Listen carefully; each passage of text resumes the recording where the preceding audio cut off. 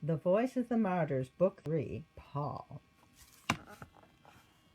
Saul patted the pouch on his hip as his horse galloped along the stone road. He glanced back at the men riding with him into the city of Damascus. He thought smugly, we'll finally get rid of those followers of Jesus for good. Saul and his men hunted down Christians all over Jerusalem, hauling them to prison.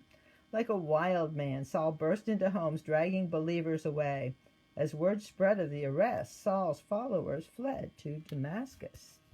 Saul looked at the pouch that held the papers to arrest the followers of Jesus in Damascus. They won't be safe for long, he thought. Nope, they won't be safe for long. Saul and his men were tired from the week-long journey. Beads of sweat slid down their faces. It won't be long now, men, announced Saul when the city came into view. Just then the horses began to whinny and snort. Easy now, Saul said, patting his horse. Suddenly a blinding light shone from heaven. Saul, said the voice from the light, why are you persecuting me?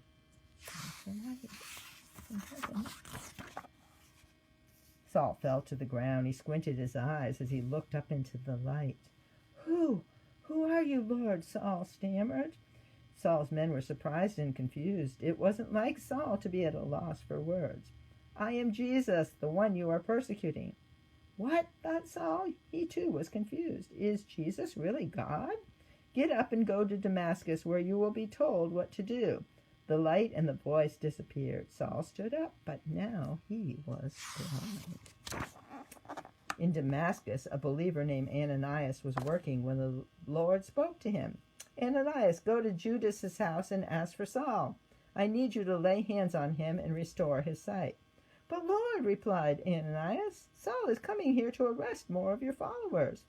You must go. I have chosen him to tell Jews, Gentiles, and even kings about me, and I will show him how much trouble this will bring him. Ananias obeyed, and Saul was immediately transformed.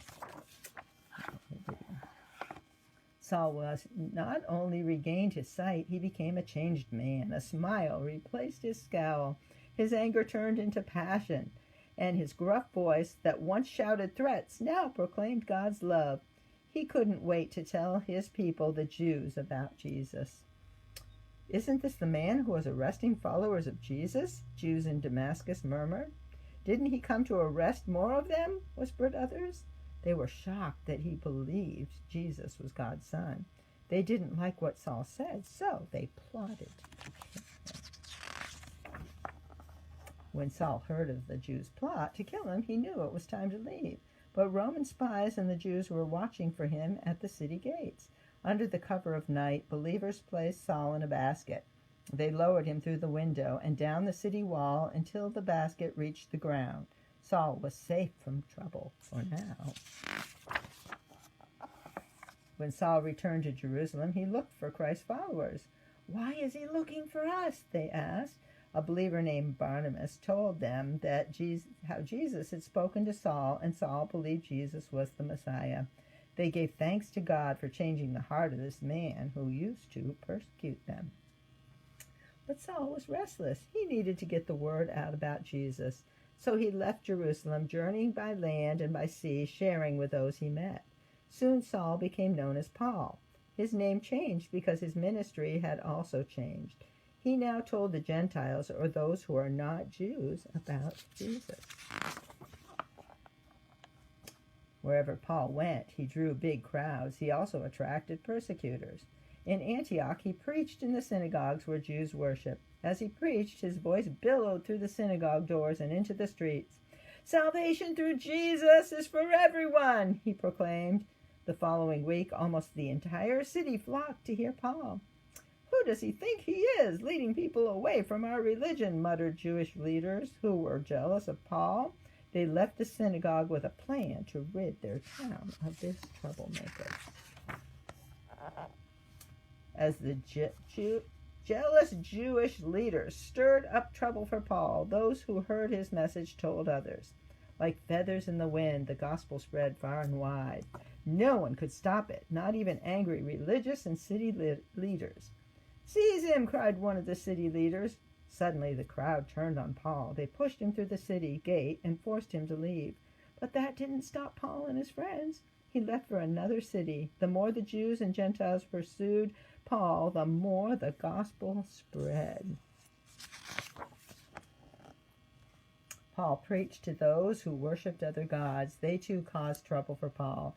In Lystra, he healed a man who could not walk. "You are a god," shouted the people who witnessed the miracle. "We must worship you." "We are not gods," Paul shouted over the roar of the crowd. "Turn to the living God." But the people wouldn't listen. "Stone him," yelled the group of Jews.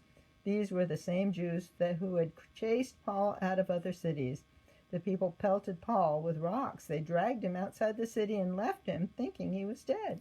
But Paul was not dead. He got up, brushed off the dust, and went to a different city. One night, as Paul slept, he had a dream. "Come to Macedonia and help us," a man in the dream begged Paul. Paul awoke, packed up, and went there, preaching in a city called Philippi. Many placed their faith in Jesus. One was a slave girl who made her owners rich by telling people about their futures. Now, as a Christian, she would no longer be a fortune teller. Her owners were angry. They grabbed Paul and took him to the Roman authorities in the marketplace. "This man is causing trouble," the owner slave said. The Romans threw Paul in prison. That night, Paul sat on the hard dirt floor, his feet chained to the wall. He did not cry or complain. Instead, he and his friend Silas sang praises to God and prayed. As they did, the other prisoners listened. Then the jail began to shake. The chains on the prisoners' feet broke loose from the wall, and the cell doors burst open. "We're free!" rejoiced a prisoner. "Don't leave," Paul said in his booming voice. The prisoners obeyed. Awakened by the earthquake, the prison keeper panicked when he saw the doors open. "I'm going to get into so much trouble for letting the prisoners escape," he said with a quiver. Then he heard a familiar voice. "We're all still here," cried Paul. The prison keeper was so surprised that they hadn't run away. "What do I need to do to be saved?" the jailer asked. He wanted to follow Jesus too. The following morning, Paul and Silas were released from prison.